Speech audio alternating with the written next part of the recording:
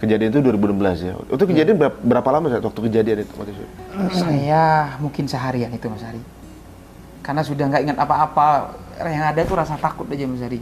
Tubuh manusia sebenarnya diciptakan standar jujur oleh Allah. Tubuh manusia sebenarnya diciptakan standar ikhlas, standar yang baik. Maka orang yang nggak jujur, orang yang nggak ikhlas, orang yang bermaksiat, pasti itu perang batin. Ada kekacauan energi dalam dirinya Mas Ari. Maka dia tidak akan menemukan ketenangan gitu. Nah, ini panjang sebenarnya kalau bahas ini. Wah, menarik juga tuh. Nanti kalau bisa kita kulik juga tuh. Tapi menariknya bahwa ya benar juga ya kalau koruptor itu nggak tenang karena dia bagaimana caranya untuk nutupin aibnya itu, betul. Biar buktinya nggak ketahuan gitu. Dapat duit sih iya, tapi hidup nggak tenang kan gitu kan. Kayak orang habis nyuri gitu, ada polisi dikit kabur gitu kan, berasa kayak ngejar dia gitu, hidup nggak tenang. Ketika kita ada di alam setengah, maka kita begitu mudah dipermainkan oleh setan.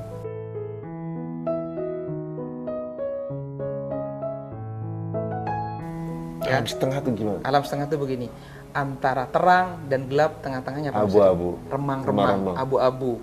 Kalau ada di dalam gelap, ya sudah nggak perlu diganggu oleh setan. Ini sudah setan. Makanya orang kalau udah lulus lah dari dia gitu. Makanya sebenarnya juga perlu dipertanyakan. Kalau orang dikit-dikit maksiat, ya setan tuh kuat banget. Setan itu ngerundel Mas Ari. Siapa yang godain lo juga sudah setan gitu mungkin kayak gitu. Gua repot pada kerjaan lain, lu juga udah setan gitu. Antara laut dan darat, tengah-tengahnya itu pantai. Jadi pantai itu kan banyak maksiat. Orang-orang yang auratnya dan lain sebagainya. Antara yang menutup auratnya sama yang telanjang, kira-kira tengahnya apa Mas Ari? Seksi.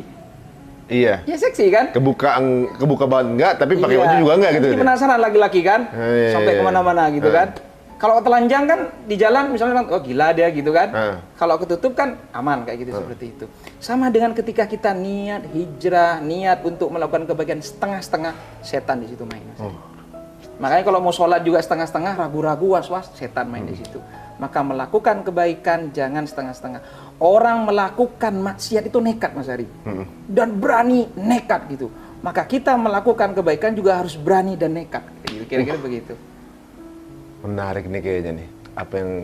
Jadi kalau saya tarik kesimpulan, kenapa orang melakukan maksiat karena udah ngebayangin nikmatnya. Nah, itu. Kalau orang males ibadah karena ngebayangin capeknya. Nah, iya. Dipikirnya udah capek duluan gitu kan. Iya, capek duluan. Padahal kalau maksiat juga capek, tapi yang dipikirin nikmatnya. Iya. Ini relate semua sepertinya malah ya. Nah, saya dengar ada kali kedua. Nah, itu udah punya pesantren ini kali kedua nih. Sudah punya pesantren. Kejadian